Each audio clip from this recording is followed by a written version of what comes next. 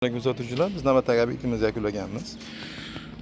Paliflarni qo'yib ishlatib berganmiz. Bu joyimizda ham 5 ta palif o'rnagan.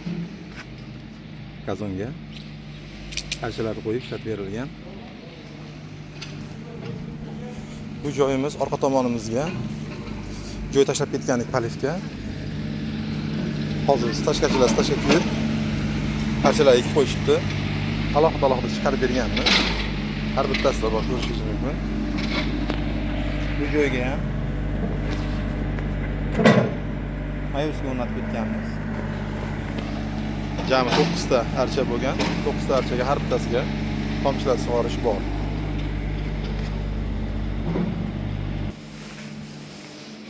Ichkarigi zonamiz ham